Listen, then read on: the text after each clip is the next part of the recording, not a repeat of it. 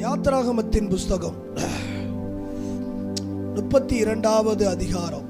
யாத்திராகமத்தின் புஸ்தகம் 32வது அதிகாரம் 26 முதல் 29 வசனங்கள். யார் சேரக்கடவர்கள் என்றால் கூடி வந்தார்கள், கொண்டு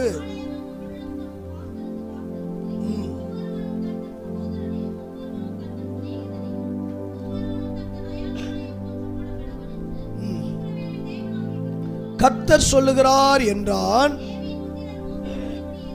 செய்தார்கள்.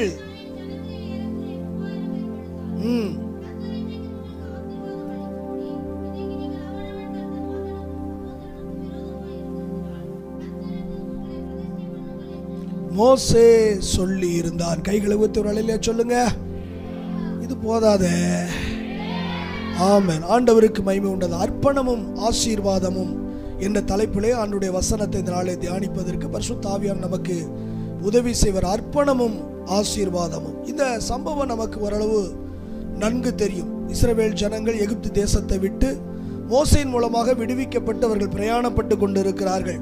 ஓங்கிய புயத்தினாலும் பலத்த கரத்தினாலும் அவர்கள் விடுவிக்கப்பட்டு இப்பொழுது பிரயாணப்பட்ட போது சீனாய் மலை என்கிறதான இடத்தின் அருகிலே வந்து நிற்கிறார்கள்.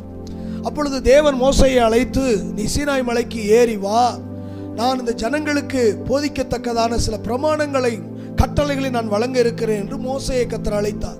மோசையும் யோசுவாவும் இப்பொழுது சீனாய் மலைக்கு அவர்கள் கடந்து போய்விட்டார்கள். இப்பொழுது ஜனங்கள் எல்லாம் பாளையம் இறங்கி இங்கே இருக்கிறார்கள். நாட்கள் செல்லுகிறது. இப்போ 40 நாட்கள் நெருங்கி விட்டது. இந்த ஜனங்களுக்குள்ளாக ஒரு விதமான திகில். என்ன என்று சொன்னால், மோசையின் மூலமாகத்தான் கர்த்தர் பேசி இருக்கிறார், மோசையிட்டத்தான் கர்த்தர் பேசி இருக்கிறார். ஏதாவது புரிகிறதா உங்களுக்கு? மோசையின் மூலமாக கர்த்தர் இந்த ஜனங்களுக்கு பேசினார், மோசையினிடத்தில் தான் கர்த்தர் பேசி இருக்கிறார். அதில் கர்த்தரை இவர்கள் பார்த்தது கிடையாது, கர்த்தருடைய சத்தத்தை கேட்டது கிடையாது. ஆனபடினாலே சோத்திரம் பரம கானான், சோத்திரம் பாலும் தேனும் ஓடுகிற கானான் என்கிற தேசத்தை நான் தருவேன் என்று கர்த்தர் வாக்கு பண்ணினாரே, அப்படிப்பட்ட தேசத்தை இவர்கள் பார்த்ததும் கிடையாது. அங்கே எவ்விதமான ஜனங்கள் இருப்பார்கள், ஜாதிகள் இருப்பார் என்றும் இவர்களுக்கு தெரியாது. ஆனபடினாலே இப்பொழுது 40 நாட்கள் ஆகிவிட்டது. போன மனிதனுக்கு என்ன சம்பவித்ததோ என்கிற ஒரு ஐயப்பாடு, ஒரு பயம் அவர்களுக்குள்ளாக உண்டானபடியினாலே இப்பொழுது ஆரோனிடத்தில் ஜனங்கள் வந்து முறையிடுகிறாங்க. மோசேக்கு என்ன சம்பவித்ததோ தெரியாது, ஆகையாலே எங்களை வழிநடத்தி செல்லக்கூடிய ஒரு தெய்வம் வேண்டும் என்று சொல்லி முறையிடுகிறாங்க. அப்படி முறையிட்ட போது ஆரோன் பயந்து போய் அவரிடத்தில் காதலை கழுத்திலே போட்டிருந்த நகையெல்லாம் கலட்டி கொடுக்க சொல்றாங்க. அத்தனை பேரும் கலட்டி கொடுக்குறாங்க. என்ன ஒரு மாதிரி இருக்கிறீங்க? அத்தனை பேர் எதுக்கு? தோத்திரம். ஒரு தெய்வத்தை இவர்கள் உருவாக்குவதற்காக நகைகளை கேட்டபோது ஆபரணங்களை என்ன செய்கிறாங்க? கலட்டி கொடுக்குற. நான் சொல்றேன், தோத்திரம், ஒரு ஆலயம் கட்டணும்னு கேட்டா பையிலிருந்து பாக்கெட்ல இருந்து என்ன வர மாட்டேங்குது? பணம் வர மாட்டேங்குது. ஒரு மிஷினரி காணிக்க கொடுங்கன்னா உள்ள இருந்து என்ன வர மாட்டேங்குது? பணம் வர மாட்டேங்குது. ஆனா ஒரு சிலையை வழிபடுவிக்கணும், ஒரு தெய்வத்தை நாம உருவாக்கணும் நினைச்சா அநேகர் கொண்டு வந்து என்ன கொடுத்தாங்களா? நகைகளை கொண்டு வந்து, ஆபரணங்களை கொண்டு வந்து கொடுத்ததாக வேதத்திலே பார்க்கிறோம். ஆரோன் அதை தீயில போட்டானா அது கண்ணுக்குட்டியா என்னஞ்சுதான் வந்ததா? இப்பொழுது அதை உண்டாக்கி அவன் சொல்லுகிறான், நம்மை வழிநடத்தி செல்லுகிற தெய்வம் இவைகளே என்று சொல்லி இன்றைக்கு கர்த்தருக்கு பண்டிகை என்று சொல்லி அவன் ஒரு அறிவிப்பை கொடுத்தான். ஜனங்கள் புசிக்க குடிக்க பண்டிகை கொண்டாட தொடங்குகிறார்கள். இப்ப கர்த்தர் மோசையோடு இடைபடுகிறார். நான் நினைக்கிறேன், தோத்திரம், ஆமா, இங்க மோசையோடு கூட கற்பனைகளை கட்டளைகளை கொடுத்தாலும் அவருடைய கவனம் ஜனத்தின் மேல இருந்தது. இருக்கீங்களா? தோத்திரம். இப்ப கர்த்தர் சொல்றார், மோசையே, நீ அழைத்து கொண்டு வந்த ஜனங்கள் தங்களை கெடுத்து கொண்டார்கள், ஆனபடினாலே நீ புறப்பட்டு போ என்று அழைத்த போது மோசை கடந்து வருகிறார். இவர்கள் புசிக்கவும் குடிக்கவும் தகாத காரியத்தை செய்த போது கோபம் கொண்டு உடன்படிக்கை பெட்டியை கீழே போட்டு உடைத்து விட்டான். தோத்திரம். அந்த உடன்படிக்கை அந்த பலகையை போட்டு உடைத்து விட்டான். உடைத்த பிற்பாடு தோத்திரம், இப்பொழுது ஜனங்கள் மேல் கர்த்தருடைய கோபம் உண்டது. இப்பொழுது ஒரு வார்த்தை அறிக்கை இடுகிறான். என்ன? கர்த்தரின் பட்சத்தில் நிற்பவன் யார்? ஒரு கேள்விக்கணை. கர்த்தரின் பட்சத்தில் நிற்பவன் யார்? அவர்கள் என்னண்டை வரக்கடவர்கள் என்று சொல்லி ஒரு அல்லேலூயா சொல்லுங்க. இந்த வார்த்தையை கேட்டபோது லேவி கோத்திரம் கர்த்தரண்டை வந்து நிற்கிறார்கள். கர்த்தரின் பட்சத்திலே கர்த்தருக்காக தங்களை அர்ப்பணிக்கிறார்கள். அப்பொழுது அவர் சொல்லுகிறார், உங்கள் பட்டயங்களை உருவி சகோதரர்களாயிருக்கட்டும், சகோதரிகளாயிருக்கட்டும், தகப்பனாயிருக்கட்டும், பட்டயத்தை உருவி நீங்கள் வெட்டி போடுங்கள் என்று.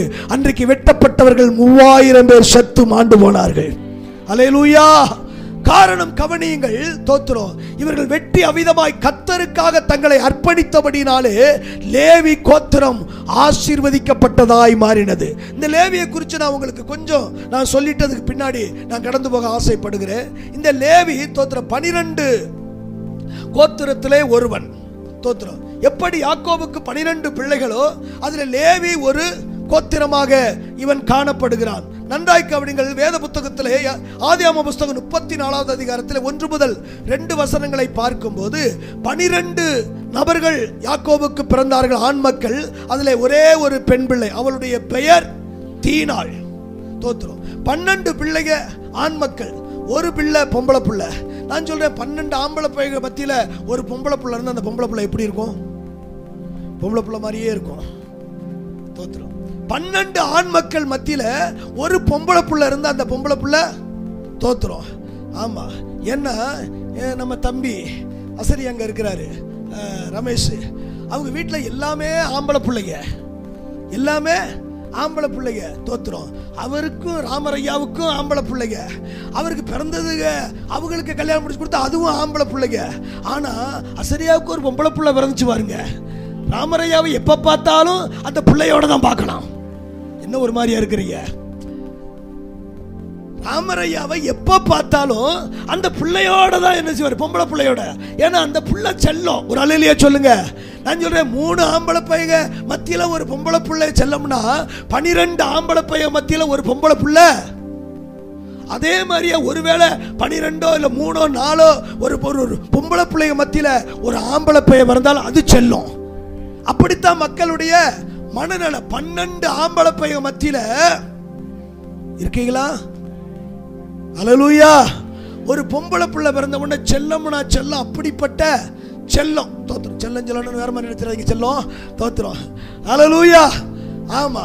இப்ப என்ன அப்படின்னா, தீனாள் ஊர் சுத்த நினைத்தாள். அவன் ஊரை சுத்தி பார்க்க ஆசைப்படுறா. ஊரை சுத்தி பார்க்க ஆசைப்பட்டா எப்ப அந்த ஊர்ல இந்த பயகம் எப்படிப்பட்டதுன்னு தெரியலன்னு சொல்லி தகப்பனும் கண்டிக்கல, உடன் பிறந்தவங்களும் கண்டிக்கல. அவ விருப்பத்துக்கு நினைஞ்சிட்டாங்க. சில செல்லங்களை அப்படி விட்டுறாங்க.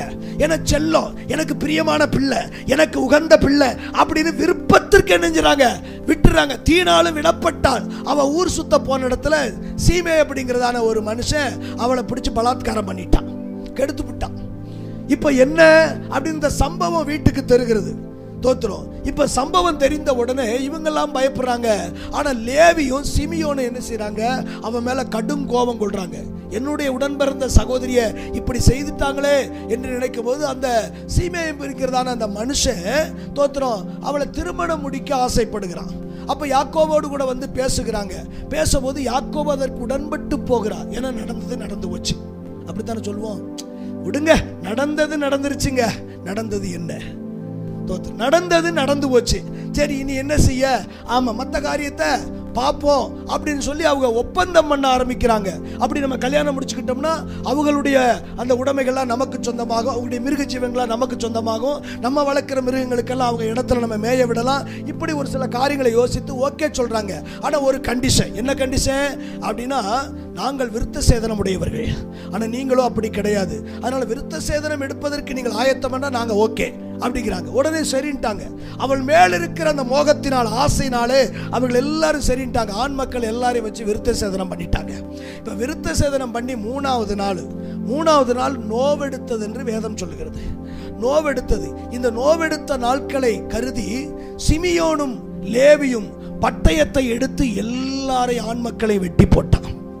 எல்லாரையும் கொன்று போட்டாங்க. இந்த கொன்று போட்ட ஒரு செய்தியை யாக்கோபு கேட்டபோது பயப்படுகிறான். நம்மளோ கொஞ்ச ஜனமாய் இருக்கிறோம், அவர்கள் திரளான ஜனங்கள். நம்மளை மேற்கொண்டா நாம் என்ன செய்வோம்? என்னுடைய வாசனையை ஜனங்கள் நடுவாக கெடுத்து போட்டீர்களே என்று சொல்லும் போது, என் சகோதரியை ஒரு வேசியை நடத்துவது போல அவன் நடத்தலாமா என்று சொல்லி அவன் மூர்க்க வெறி கொண்டு இருக்கிறான். இதுதான் சம்பவம் நடந்தது பின்னணி. ஒரு அலையிலே சொல்லுங்க.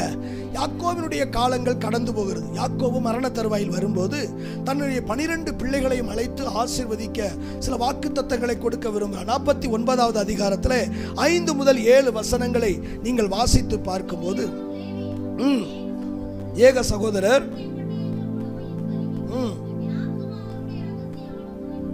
உடன்படாதே, சேராதே, கொன்று,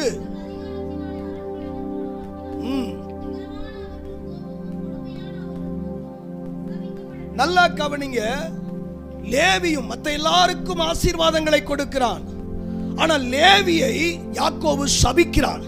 அன்றைக்கு யாரை அவர்கள் ஆசீர்வதிக்கிறார்களோ அவர்கள் ஆசீர்வதிக்கப்படுவார்கள், யாரை சபிக்கிறார்களோ அவர்கள் சபிக்கப்படுவார். அப்ப இந்த லேவி யார் என்று சொன்னால் ஒரு சபிக்கப்பட்டவனாய் காணப்படுகிறான். நல்லா கவனிங்க. சாபம் நிறைந்த இந்த லேவி. ஆனால் இங்கு யாத்ராம புஸ்தகத்தில் இந்த சம்பவத்தை பார்க்கிறோம். கர்த்தரின் பட்சத்தில் நிற்பவன் யார் என்று மோசே அபயமிட்ட போது அந்த லேவி கோத்திரம் தங்களை கர்த்தருக்காக அர்ப்பணித்த போது சாபம் ஆசீர்வாதமாய் மாறினது. அல்லேலூயா. சாபம் ஆசீர்வாதமாய் மாறினது. தெய்வ ஜனமே, இன்றைக்கும் தெய்வம் நம்மை ஆசீர்வதிக்க வேண்டுமானால் எந்த ஒரு மனிதன் மனுஷி கர்த்தருக்காக தங்களை அர்ப்பணிக்கிறார்களோ அர்ப்பணம் அவர்களுக்கு ஆசீர்வாதத்தை கொண்டு வரும். உங்க வாழ்க்கையில தெய்வம் ஆசீர்வதிக்க வேண்டுமானால் உங்களை தேவனுக்காக அர்ப்பணித்து பாருங்கள். அர்ப்பணம் உங்களுக்கு ஆசீர்வாதத்தை கொண்டு வரும். ஆசீர்வாதம் அப்படின்னா நிறைய பேருக்கு பணம் மட்டும் தான் முன்னாடி தெரியும். ஆமாவா இல்லையா? ஆசீர்வாதம் அப்படின்னு பணம் மட்டும்தான். பணம் மட்டும் ஆசீர்வாதம் அல்ல. வீடு ஒரு ஆசீர்வாதம், பிள்ளைகள் ஒரு ஆசீர்வாதம், சுகம் ஒரு ஆரோக்கியம் ஒரு ஆசீர்வாதம். நான் சொல்றேங்க, தூக்கம் கூட ஒரு ஆசீர்வாதம். எத்தனை பேர் நம்புறீங்க? தோத்திரம். தூக்கம் கூட ஒரு ஆசீர்வாதம். சங்கீதங்களின் புஸ்தகத்தில் நீங்க 4வது சங்கீதத்தை 8வது வசனத்தை வாசித்து பார்த்தீங்கன்னா சங்கீதக்காரர் சொல்ல, நான் சமாதானத்தோடு படுத்து நித்திரை செய்வேன், கர்த்தர் ஒருவரே என்னை சுகமாய் தங்க பண்ணீர். அல்லேலூயா. அவன் சொல்ல, நான் சமாதானத்தோடு படுப்பேன். படுக்கைக்கு போறதுக்கு முன்னாடி எனக்கு ஒரு சமாதானம் இருக்குங்கிறாரு. இன்னைக்கு எத்தனை குடும்பங்கள்ல சமாதானம் இல்லை தெரியுமா? கர்த்தர் உங்களுக்கு எனக்கு ஒரு நித்திரையை தர்றாருன்னா அது கூட ஒரு ஆசீர்வாதம் தான். நிறைய பேருக்கு உறக்க வராம தூக்க மாத்திரையை போட்டு படுத்து கிடக்குறாங்க. தெரியுமா உங்களுக்கு? ஹலோ. சில பேருக்கு இரவு வேளையில உறக்க வராம செல்ல போட்டு நோண்டி நோண்டி நோண்டி நோண்டி கடைசியில் டேட்டாவும் முடிஞ்சு தோத்துரும். நீங்கள் 20 ரூபாய்க்கு ரீசார்ஜ் பண்ணா மறுபடியும் 1 GB உங்களுக்கு கொடுக்கப்படும். மறுபடியும் 20 ரூபா தானே போனா போகுது. தோத்துரும். ஆமா. ஏன்னா உறக்க வர மாட்டேங்குது. உறங்க முடியாம தோத்துரும். ஏன்னா உறக்க வர்றதுக்காக செல்ல நோண்டல, உறக்கமே வருவதில்லை. அந்த நிலையில இன்றைக்கு நிறைய பேர் இன்றைக்கு வாழ்க்கையை தள்ளி கொண்டிருக்காங்க. நான் சொல்றேன், ரட்சிக்கப்பட்ட கர்த்தருடைய பிள்ளைகளுக்கு ஆசீர்வாதத்தில் ஒன்று தூக்கம், உறக்கம். தோத்திரம். தூங்கும் போது சாதாரண நினைச்சிடாதீங்க. ஆதாம் தூங்கும் போது தான் ஒரு நன்மையை அடைஞ்சு கொண்டான். என்ன ஒரு மாதிரியா இருக்கிறீங்க? தோத்திரம். தூங்கும் போது தான் நல்ல ஒரு துணையை கிடைச்சு அவனுக்கு அயர்ந்த நித்திரை வர பண்ணி கர்த்தர் அவனுடைய விலா எலும்பிலிருந்து எடுத்து ஒரு ஏவாளை கர்த்தர் உண்டு பண்ணி கொண்டு வந்து கொடுத்தாராம். ஆமென் சொல்லுங்க. அப்ப மனிதனுக்கு தூக்கம் ரொம்ப முக்கியம். உங்களுக்கு தூக்கம் வேண்டாமா? தோத்திரம். தூக்கம். ஆனா இங்க தூங்கிறாதீங்க, அது வேற காரியம். ஆமா. ஏன்னா நிறைய பேர் நம்ம பிரசங்கத்தில் தூங்கிடுவாங்க. இந்த என்னமோ அந்த வீடியோ நம்ம பக்கம் பார்க்கறதுனால நிறைய பேர் இல்லாட்ட அப்படி திருப்பி விட்டாச்சுன்னா பரவாயில்லையே. தாவீது பாஸ்டர் சர்ச்சில் நிறைய பேர் கேட்டா கர்த்தர் தமக்கு பிரியமானவனுக்கு என்ன தர்றாரா? ஆளப்பாரு. தோத்துறோம். கர்த்தர் நல்லவர். அப்போ ஆண்டவர் கொடுக்கிற ஆசீர்வாதம் வெறும் பணம் மட்டுமல்ல, சமாதானம் ஒரு ஆசீர்வாதம், வீடு ஒரு ஆசீர்வாதம், கார் ஒரு ஆசீர்வாதம், சுகம் ஒரு ஆசீர்வாதம். ஆமென் சொல்லுங்க. ஆமா. இத்தனை ஆசீர்வாதங்களை கர்த்தர் வைத்திருக்கார். யாருக்கு என்று சொன்னால், எந்த ஒரு மனிதன் மனுஷி கர்த்தருக்காக தங்களை அர்ப்பணிக்கிறார்களோ அர்ப்பணம் ஆசீர்வாதத்தை கொண்டு வரும். ஆமென் சொல்லுங்க. அல்லேலூயா. ஆண்டவருக்கு பயப்படாத. ஈசாக்கை குறித்து உங்களுக்கு தெரியும். ஈசாக்கு அந்த தேசத்தில் விதை விதைத்தான். கர்த்தர் அவனை ஆசீர்வதித்தபடினால் 100 மடங்கு பலனடைந்தானா. அந்த தேசத்தில் மற்றவங்கள விதைச்சிருக்கவே மாட்டாங்களா? அப்படின்னா எல்லாரும் விதைச்சாங்க, ஆனா யாருக்கும் பலன் கிடைக்கல. ஆனா ஈசாக்குக்கு மட்டும் என்ன கிடைக்குது? பலன் கிடைக்குது. அதனுடைய ரகசியம் என்ன தெரியுமா? நீங்க ஆதியாகமம் 22வது அதிகாரத்தை நீங்க வாசித்து பார்த்தீங்கன்னா, ஆண்டவர் ஆபிரகாமோடு கூட பேசுறாரு. உன்னுடைய ஏக சுதனை, உன்னுடைய குமாரனை நீ மோரியா தேசத்தின் மலையில வந்து நான் உனக்கு காண்பிக்கிற அந்த மலையில வந்து என்ன செய்ய? பலி செலுத்து அப்படிம்பாரு. இப்ப என்ன அப்படின்னு சொன்னா, பலி செலுத்தும்படியாக ஈசாக்க காலமே எழுந்து அவன் தலை மேலேயே விறகு கட்டையை வச்சு இப்ப கொண்டு போவார். இவர் சின்ன குழந்தை கிடையாது, 13 வயசு. தோத்துரும். எத்தனை வயசுங்க? ஆமாம், இன்னைக்கே நம்ம 13 வயசுல நம்ம பிள்ளைகள்லாம் எப்படி இருக்கான்னு பாருங்க. அன்னைக்கு இல்லை சாப்பாட்டுக்கு அந்த அவன் ஈசாக்கு எப்படி இருந்துப்பான்னு பாருங்க. ஆனால் கூட போகிறது யார் தெரியுமா? 100 வயசு கிழவே. இப்போ போகும்போது கேட்குறாரு, ஈசாக்கு கேட்குறாரு, தகப்பனே, அவர் குமாரனே, மகனே அப்படிங்காரு. தோத்துரும். பலிக்கு ஆமாம், பலி செலுத்த விறகு இருக்குது, பலிக்கு ஆடு எங்க? ஒரு கேள்வி கேட்கிறார், ஆடு எங்க? அவர் சொல்றாரு, பர்வதத்தில் பார்த்து கொள்ளப்படும், பர்வதத்தில் பார்த்து கொள்ளப்படும். அவ்வளவுதான். தோத்துரும். அவனுக்கு தெரியும் பலியே நீதான்டா, நீதான். தோத்துரும். இப்போ என்னன்னா, அது வரைக்கும் கூட ஒருவேளை பர்வதத்தில் பார்த்து அங்க வேலை கத்தர் ஒருவேளை அப்பாட்ட சொல்லி வச்சிருப்பாரோ அப்படின்னு நினைச்சுதான் ஈசாக்கு பயணப்பட்டிருப்பாரு. இப்போ அங்க போன உடனே விறகு கீழே போட்டுட்டு இப்போ கையை நீட்ட சொல்றாரு. ஈசாக்கு கை நீட்டுறாரு. எதுக்கு? கையை கட்டுறாரு. கெட்டும் போது அவருக்கு புரிஞ்சிருக்குமா, புரியாதா? தோத்துரும். நான் சொல்றேன், நம்ம பிள்ளைகளை பலி செலுத்துறதுக்காக அப்படி ஒரு சூழல் வந்துச்சுன்னா, கையை கட்டும் போது இந்த 13 வயசு வாலிப பையன் என்ன செஞ்சிருப்பான்? என்ன செஞ்சிருப்பாங்க? கிழட்டு பயல, கத்தர் கேட்டானா ஒன்ன கூடு, அதுக்காண்டி என்ன கொண்டு போயா பலி செலுத்த போன தள்ளி விட்டுட்டு எஸ்காப் ஆயிருப்பாங்க. மலையில தள்ளி விட்டு என்னன்னு நாசமா போடா அப்படின்னு சொல்லிட்டு. ஆனா தோத்துரும். ஈசாக்கை பலி செலுத்த முற்படும் போது கையை கட்டுறான். அதுக்கு அப்படியே ஈசாக்கு தன்னை அர்ப்பணிக்கிறான். காலை கட்டுவதற்கு அர்ப்பணிக்கிறான். கட்டி தோத்துரும். அந்த பலிபீடத்திலே கடத்துற வரைக்கும் தன்னை முழுமையா ஈசாக்கு அர்ப்பணித்தபடினாலே அர்ப்பணம் அவனுக்கு ஆசீர்வாதத்தை கொண்டு வந்தது. தெய்வ ஜனமே, ஆண்டவர் உங்களை, உங்கள் தொழிலை, உங்கள் வியாபாரங்களை, உங்கள் பிரயாசங்களை ஆசீர்வதிக்க வேண்டுமானால் கர்த்தருக்காக உங்களை என்ன செய்யுங்க? அர்ப்பணித்து பாருங்க. எந்த நிலையிலும் சரி. சாத்ராக்கு, மேசாக்கு, ஆபேத்நேகோ பாருங்க. தோத்துரும். அவங்களுக்கு தெரியும். என்ன தெரியும்? இப்படிப்பட்ட ஒரு சூழல் வருது அப்படின்னு சொல்லி ஒரு பெரிய அக்கினி சுவாலை எரிஞ்சுக்கிட்டு இருக்குது. ராஜாவினுடைய சிலையை வணங்கணும் அப்படிங்கிறாங்க. ஆனா தோத்துறார். எல்லாரும் மண்டிட்டு வணங்குறாங்க, இவங்க மட்டும் உறுதியா இருக்கிறாங்க. காரணம் என்ன? யெகோவா தெய்வத்தை தவிர வேற ஒன்றை நாங்கள் ஆராதிப்பது இல்லை. அவன் சொல்றான், ராஜாவுக்கு உத்தரவு சொல்ல எங்களுக்கு அவசியம் இல்லை. தோத்துறோம். அவன் சொல்றான், ராஜாவின் கைக்கும் அக்கினி சுவாலைக்கு எங்கள் தேவன் எங்களை தப்புவிக்க வல்லவர் அப்படின்னு சொல்லிட்டு அடுத்த வார்த்தை சொல்லலாம், தப்புவிக்காம போலாம் சரி, இரத்த சாட்சியாய் கூட நாங்க மரிப்போம். ஆமே, அப்படிப்பட்ட அர்ப்பணம் தான் அந்த இடத்துல அவருடைய தலைகளை கர்த்தர் உயர்த்தினார். ஆசீர்வாதத்திற்கு காரணம் என்ன? அர்ப்பணம். இன்னைக்கு எங்கேயோ ஒரு பிசகு இருக்குதுங்க. ஆண்டவர் உங்களை முழுமையா ஆசீர்வதிக்க முடியாததுக்கு காரணம் அர்ப்பணத்துல ஏதோ ஒரு கோளாறு இருக்குது. ஆபிரகாமை கர்த்தர் கல்தேயர் பட்டணத்திலிருந்து ஊர்ல இருந்து ஆண்டவர் அழைக்கிறாரு, வா உன்னை நான் ஆசீர்வதிப்பேன் அப்படின்னு சொல்லி முழுமையாய் அர்ப்பணித்து வந்தான். மறுபடி திரும்பி போனதே கிடையாது. ஹலோ, இருக்கீங்களா? மறுபடியும் என்ன செய்யல? எவ்வளவு பிரச்சனைகளை சந்திச்சான், போராட்டங்களை சந்திச்சான், பாடுகளை சந்திச்சான். ஆனாலும் திரும்பி தான் விட்டு வந்த தேசத்திற்கு திரும்பி போகவில்லை. தோத்துறோம். போகவில்லை. காரணம் என்ன? ஆபிரகாம் தன்னை முழுமையாய் கர்த்தருக்கு அர்ப்பணித்தான். ஒரு அலையிலே சொல்லுங்க, அர்ப்பணம் அவனுக்கு. அதனாலதான் எலியேசர் சொல்றாரு, என் எஜமானை கர்த்தர் மிகவும் ஆசீர்வதித்திருக்கார், வெள்ளியும் பொன்னும் உடைய சீமானா இருக்கிறாரு. ஆசீர்வாதத்துக்கு காரணம் என்ன? ஆபிரகாமுடைய அர்ப்பணம். இன்னொரு ஒரே நபரை சொல்லி நான் முடிக்கிறேன். எப்தா நமக்கு நல்லா தெரியும். எப்தா அவனுடைய பின்னணி மோசமானதுதான். ஆனா எப்தா தேவ சமூகத்திலே அம்மோன் புத்திரருக்கு விரோதமாக யுத்தத்திற்கு போவதற்கு முன்னாடி நியாயாதிபதி புஸ்தகத்தில் சொல்லப்பட்டிருக்குது. யுத்தத்துக்கு போறதுக்கு முன்னாடி தேவ சமூகத்தில் ஒரு பொருத்தனை எடுக்கிறார். என்ன அப்படின்னா, ஆண்டவரே, நான் அம்மோன் புத்திரரை வீழ்த்தி ஜெயம் பெற்று மறுபடியும் நான் திரும்பி வரும்போது வெற்றியோடு திரும்பி வருவேன். ஆனால் என் வீட்டு வாசப்படியிலிருந்து எது முதலாவது வருதோ அதை நான் உமக்கு என்ன செய்வேன்? அதை நான் உமக்கு பலியிடுவேன் அப்படின்னு சொல்லி ஒரு பொருத்தனை எடுத்து போறான். கர்த்தர் அவனுக்கு ஜெயத்தை தர்றாரு. அந்த பொருத்தனை நல்லா கவனிங்க. எது ஆட்டு மந்தையிலிருந்து வருது, மாட்டு மந்தையிலிருந்து வருது அப்படி இல்லை, வீட்டில் வாசல்ல இருந்து. வீட்டில் யார் இருக்கா? ஒரே ஒரு மகள் தான் இருக்கா. ஒரே ஒரு மகள் தான் இருக்கிறா. அவனுக்கு தெரியும் ஒரு மகா தான் வீட்டில் இருக்கான்னு சொல்லி தெரியும். எது வீட்டு வாசற்படியிலிருந்து வருகிறதோ அதை நான் உமக்கு என்ன செய்வேன்? பலியிடுவேன் சொல்லி இப்ப வெற்றியோடு திரும்பி வர்றாரு. மகா தோத்திரம் அவருடைய வெற்றியை கொண்டாட தம்புரோடு கூட எதுக்க வர்றா.